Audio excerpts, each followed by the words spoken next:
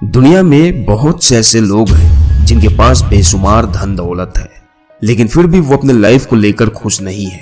और उनके खुश ना होने की वजह यह है कि वो अपने पैसों को सही तरीके से यूज करना नहीं जानते हैं। तो आज की वीडियो में मैं एक छोटी सी कहानी शेयर करूंगा, जिसे सुनने के बाद आप समझ जाओगे कि वाकई में पैसों को कैसे यूज किया जाए और अपने लाइफ में कैसे खुश रहा जाए। बहुत समय पहले की बात है कि एक राजा था जिसकी समृद्धि की चर्चाएं दूर दूर तक था। वो राजा बड़ा प्रतापी था, उसके पास हर प्रकार की सुख सुविधा की वस्तु उपलब्ध थी। इसके बावजूद वो राजा अंदर से खुश नहीं था, बल्कि वो दुखी रहता था। बहुत से विद्वानों से मिला, पर कोई भी उसकी प्रॉब्लम का सॉल्यूशन नहीं ढूंढ पाया। एक दिन वो राजा अपना भेष बदलकर अपने राज्य की सैर पर निकला। घूमते हुए वो एक खेत के पास पहुंचा, तभी उसकी नजर एक किसान पर पड़ी। किसान ने फटे पुराने वस्त्र धारण कर रखे थे और वह पेड़ की छांव में बैठकर भोजन कर रहा था।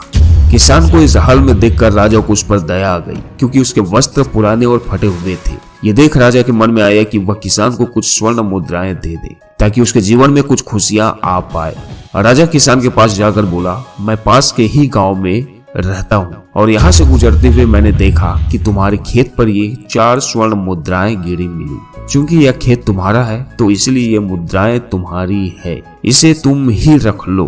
किसान ने कहा, नहीं साहब, ये मुद्राएं मेरी नहीं है, इसे आप ही रखें या किसी और को दान कर दे, मुझे इनकी कोई आवश्यकता नहीं है। किसान की यह बात राजा को बड़ी अजीब लगी। वह बोला, धन की आवश्यकता किसे नहीं होती, भला आप लक्ष्मी को ना कैसे कर सकते हैं। किसान कहता है, साहब, मैं रोज 4 आने कमा लेता हूँ और उतने पैसे में ही प्रसन्न रहता हूँ। राजा ने पूछा, आप सिर्फ 4 आने की कमाई करते हैं और उतने में ही प्रसन्न रहते हैं, यह कैसे संभव है। किसान बोला, साहब, प्रसन्नता इस बात पर निर्भर नहीं करती कि आप कितना कमाते हैं या आपके पास कितना धन है, बल्कि आपकी खुशियाँ आपके धन के प्रयोग पर निर्भर करती है।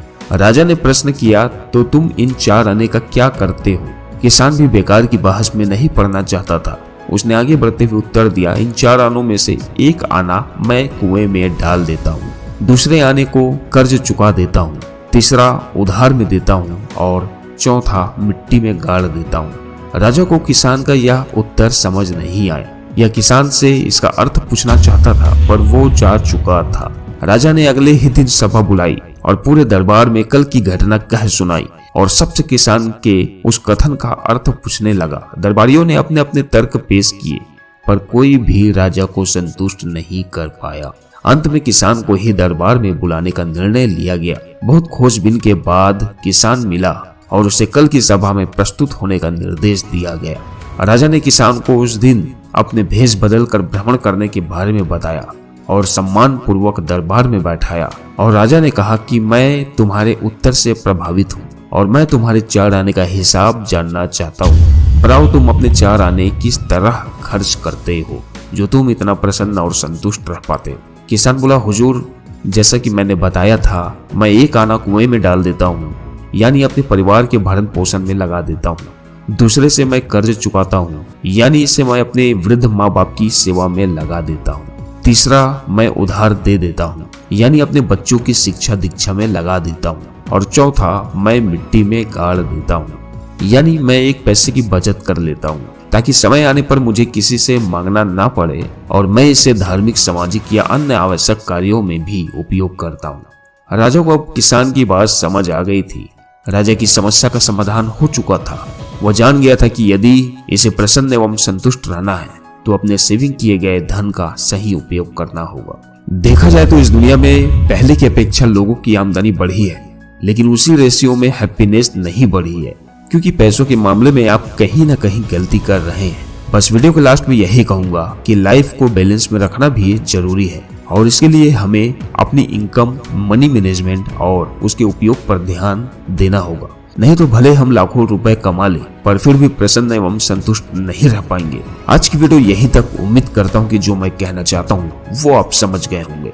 अगर आपको ये वीडियो पसंद आई है और यदि आप इस वीडियो को अब तक देख रहे हो, तो कमेंट करके मुझे जरूर बताएं कि वीडियो कैसी लगी।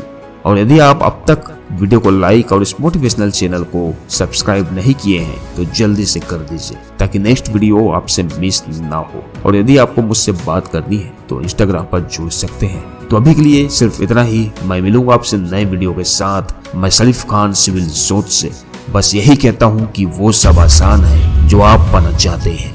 Wish you all the best. Thank you so much.